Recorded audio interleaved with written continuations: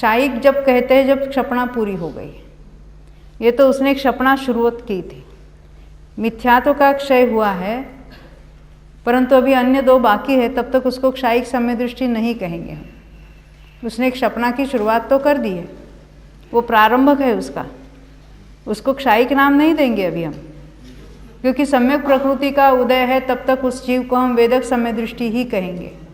भले मिथ्यात्व का क्षय हो गया है, सम्यक मिथ्यात्व का भी क्षय हो गया है, परंतु जब तक सम्यक प्रकृति अभी सत्ता में भी और उदय में भी आ रही है, अंतर्मूर्त काल तक रहेगी, तब उसको हम वेदक सम्यक दृष्टि कह रहे हैं। क्योंकि इन दो कृतकृत्य बाद में कहेंगे, क्योंकि जब दोनों की सत्ता नष्ट हुई तो सम्यक प्रकृति की सत्ता 8 वर्ष की बाकी रही है।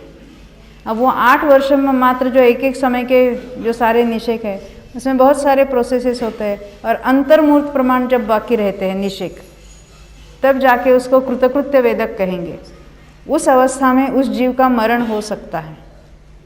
और पहले जो कोई आयु बांधी है, किसी ने नरकायु बांधी है, किसी ने तिर्यंच आयु, किसी ने मनुष्य आयु, किसी ने देवायु, तो वहाँ जाके वो क्षपणा का कार्य पूरा होगा। सम्यक प्रकृति वहाँ एक एक समय में एक एक निषेक उदय में आकर नष्ट होगा। कृतकृत्य वेदक कहते हैं उसको। कृतकृत्य वेदक क्षायिक होने जा रहा है। कृतकृत्य वेदक के अभी अंतर्मूर्त प्रमाण निषेक बाकी है सम्यक प्रकृति के, वो एक एक निषेक गलेगा, और जब अंतिम निषेक खिर जाएगा तब उसको हम क्षायिक सम्यक दृष्टि कहेंगे। उपशम सम्यक्त्व में से डायरेक्ट क्षायिक सम्यक्त्व किसी के भी नहीं होता। उपशम सम्यक्त्व में से क्षोभशम सम्यक्त्व होता है, उसके लिए कोई अन्य प्रोसेस नहीं है। हाँ, और अन्य वो फिर करण परिणाम मानता है, ऐसा कुछ नहीं है। उपशम में से सहज रूप से क्षोभशम सम्यक्त्व होता है, और क्षोभशम सम्यक दृष्टि विशिष्ट विशुद्धि के कारण उसके क्षायिक सम्यक दर्शन की प्राप्ति होती है। एक क्षायिक सम्यक दर्शन प्राप्त करने का कार्य मात्र कर्मभूमि के मनुष्यों में ही होता है, और वो भी केवली श्रुति केवली के पाद मूल में ही होता है।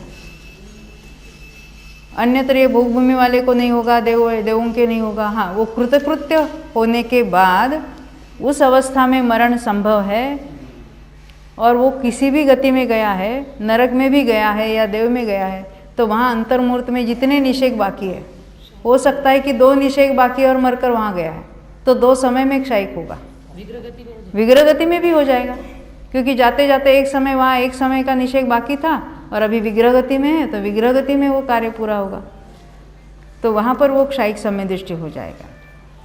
तो ये कार्य पूर्णता की बात चारों ही गति में कहीं पर भी होती है, परंतु प्रारंभक जीव मनुष्य में ही है, वो भी कर्मभूमि का मनुष्य होता है क्षायिक सम्यक दृष्टि।